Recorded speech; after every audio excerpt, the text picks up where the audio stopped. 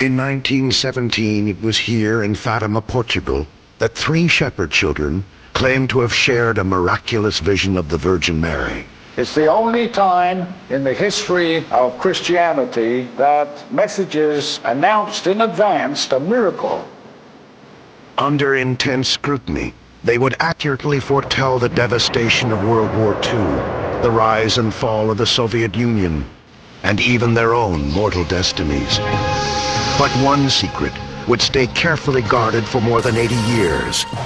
Finally, in the year 2000, the Pope revealed this prophecy, and to this day the world remains enthralled by the miracles of Fatima.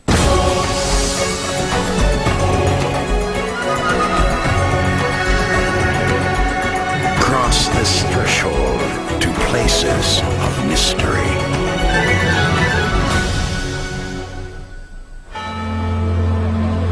Fatima, Portugal, is one of Catholicism's most sacred sites. Each year, millions of people come to the Basilica, known as the Sanctuary of Fatima, to pray to the Virgin Mary and to pay homage to the shepherd children of Fatima. It was May 1917, and World War I was devastating Europe. Far from the battlefields, in the tiny village of Fatima, Portugal, three young shepherds, 9-year-old Francisco Marto, his 8-year-old sister Jacinta, and their 11-year-old cousin Lucia dos Santos, were tending their flock when a vision appeared. A beautiful woman bathed in brilliant white light. Father Cristinu, a local historian, tells their story. On the 13th of May, Our Lady appears to the children. She doesn't identify herself to them, but the children truly think she was the Virgin Mary. The apparition told them they must return to this very spot on the 13th of each month for 6 months, during which time she would reveal the purpose of her visitations. Though very young, the three little shepherds were touched by the message they received from the Lady. The Virgin Mary instructed them to tell no one about her visit, but Jacinta, the youngest, could not hold back. When she arrived home that day, Jacinta says, "Oh, Mother, today I saw Our Lady."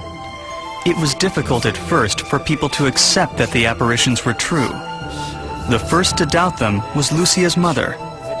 When she heard about it, she became very upset, and she even punished her own daughter, Lucia. The same held true for Jacinta and Francisco's mother. According to their brother João Martu, in possibly the last interview given before his death in May 2000, he recalls what happened. Our mother scolded them. She said, "What kind of good saints are you to see Our Lady?" And my father used to say, "Let it be, woman. Great is the power of God." Compelled by their vision, the three children returned to the pasture the next month as the Virgin Mary requested. Word of the divine apparitions was dividing the community. Some vilified the children as blasphemers. During that time, there were people who threatened them, saying that they would punish them. In those times, if someone asked if I belonged to Jacinta and Francisco's family, I would just say, "Me? No!" because I was afraid that they would also punish me. And yet, still others revered the children as saints. Month after month, the curious crowds grew, placing the children in the center of a vicious struggle for power. Government officials became alarmed at the town's growing religious allegiance and saw the children as a threat to their domination over the church. The mayor declared himself against the apparitions and tried by all possible means to stop people from joining in. But it became impossible. It wasn't possible to stop the crowds that were continuing to grow. The crowds concerned the church as well. Monsignor Guerra, director of the Basilica, explains.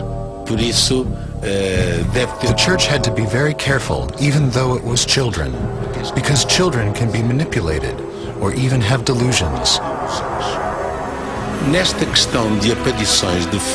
With apparitions of supernatural phenomena, we might believe that the person could be mistaken or that they are perpetrating a fraud. The local priest disputing the apparitions threatened the children with eternal damnation if they would not admit their lies. But the children were steadfast. They insisted that they were seeing and speaking with the Virgin Mary. On the third visit of July 13th, the Virgin Mary gave them a message which had to remain a secret. The message of the so-called secret consisted of 3 parts. After the Virgin asked them if they were willing to accept the sacrifices that God wanted to send them, Our Lady then showed the secret's first part, a vision of hell. In her published memoirs, Lucia describes the vision. Our Lady showed us a great sea of fire. Plunged in this fire were demons and souls in human form, all blackened or burnished bronze, floating around in the conflagration. The Virgin Mary's message continued with the second part of the secret.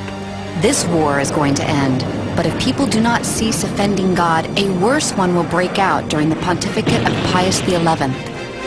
The papacy of Pius XI began in 1922 and extended into the year 1939. During this time, Hitler came to power, and Japan invaded China.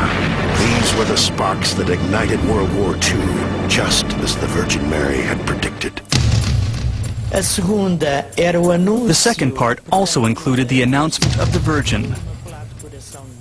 To prevent this, I shall come to request the consecration of Russia to my Immaculate Heart. If you do what I ask, people shall have peace. Otherwise, Russia shall spread its mistakes. The children had never heard the name Russia before.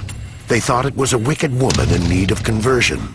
Of course, Russia was at that time involved in a dramatic communist revolution, which had banned religious devotion. James Hardiman, former skeptic and Fatima novelist, now sees a clear and prophetic connection between the children's message and global events. Mary said that Russia would spread its evils all over the world, and entire countries would cease to exist. And of course that happened. They vanished behind the Iron Curtain. But then Mary also prophesied that this could be reversed by consecrating Russia to the Immaculate Heart of Mary. In 1984, the Pope's call for atheist Russia's return to God would coincide with Mikhail Gorbachev's rise to power. 4 years later, Gorbachev would become the first Russian president to meet with the Pope, just as the Soviet Union began its rapid disintegration. It now appears that this sequence of events was predicted by the children of Fatima. Fatima is the only time in the history of the world that current events, current affairs, political substance has been included in the messages of Mary. It seems now that the 2 secrets predicted 3 cataclysmic events: the rise of communism, World War II, and the end of the Soviet Union. But the children told of a 3rd secret, and Mary's order that they keep it to themselves. The responsibility for that 3rd secret would subject the children to terrible threats and stretch their courage to the breaking point. When we come back, the war of nerves and the incredible vision that stunned thousands. Here in Fatima, Portugal, Mary had twice appeared to 3 shepherd children and entrusted them with a secret prophecy. But the thought of a divine message being kept secret, particularly by 3 young children, did not sit well with authorities. On August 13th, the local administrator, Arturo de Oliveira Santos, kidnapped the 3 children on their way to meet the Virgin Mary. He hoped to disappoint the crowds who had gathered. He also wanted to learn the final secret. On the 13th of August, the mayor of this region, who was a very bad man and completely against the church, came here full of power and took them. He kept them there on the 13th and 14th and on the 15th. He thought that if they weren't there at the field by the time of the apparitions, that all this matter would end. So he kept them locked up. In an effort to learn the secret, the administrator threatened to boil each of them in oil, but the 3 children courageously maintained their silence. What's really amazing to me is the children's sincerity. Because the children must have really been convinced of the reality of God. I think this is the most moving thing, especially because they were children.